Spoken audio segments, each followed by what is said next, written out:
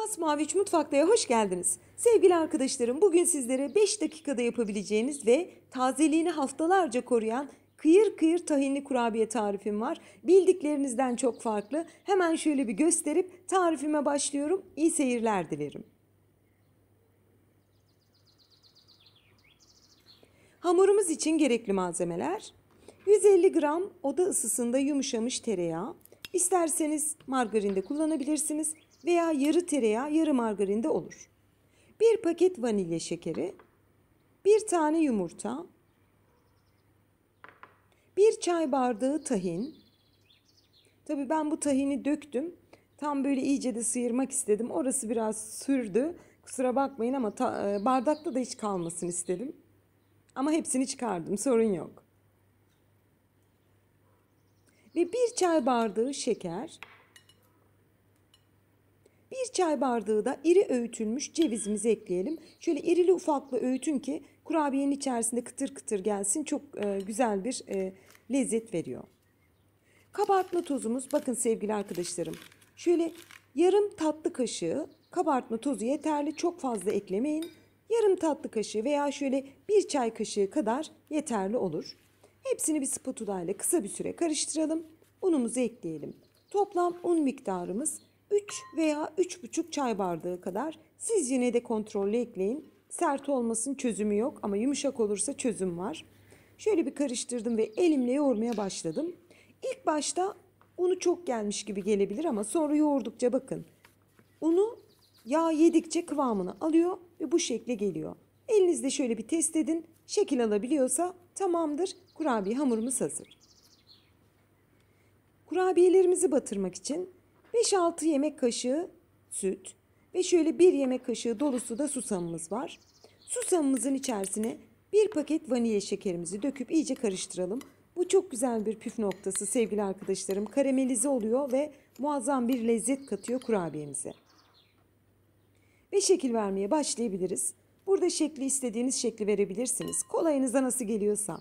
İlla bu şekil olacak diye bir şey yok. Hatta kurabiye kalıbı bile kullanabilirsiniz vaktiniz varsa. Ben şöyle pratik bir şekilde elime büyükçe bir hamuru aldım. Tezgaha çok az un serperek silindir haline getirdim.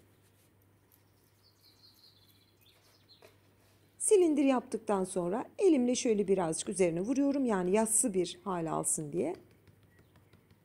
Bir hamur kartıyla, biliyorsunuz hamur kartı artık mutfakta olmazsa olmazımız. Her türlü işe yarıyor. Kıyısını köşesini bir düzeltiyorum ve kesmeye başlıyorum. İlk başta kestiğimi tekrar kasenin içerisine attım. Daha sonra da bu şekilde dikdörtgen olacak şekilde kurabiyeleri keserek bitiriyorum. Hani bu şekilde yaparsanız sunumu da çok muazzam oluyor ama tabii ki sizin zevkinize kalmıştır. Kurabiyelerimizi kestik. Kestikten sonra önce süte, daha sonra vanilya şekerli susama batırıp tepsimize dizebiliriz. Süt tutkal görevini görüyor. Susamımıza da vanilya şekeri eklediğimiz için pişme esnasında böyle hafif karamelize olarak pişiyor, kıpkırmızı. Bütün kurabiyeleri yaptım. Bu sonuncuyu tekrar size gösteriyorum. Belki atlayan olmuştur da gözünden kaçmıştır diye. Olan hamuru elime alıp sıkıp hemen tezgahta, çok az un serptiğim tezgahta silindir yapalım, düzeltelim ve bir hamur kartıyla veya bir bıçakla da olur, keserek bitirelim. Büyüklüğü, uzunluğu tamamen sizin zevkinize kalmıştır. Nasıl isterseniz öyle yapın. Önce süte, sonra susama batırıp tepsiye diziyorum. Ve bütün hamuru aynı işlemle yaptım. Vermiş olduğum bu tariften bir tepsi tahinli kurabiyemiz çıktı. Önceden ısınmış alt üst ayar 180 derece fırında 20 dakika veya 25 dakika pişmeye gönderdim. Mis gibi fırından çıkarıyorum. Yani öyle bir koku olamaz diyorum size sevgili arkadaşlarım, muazzam.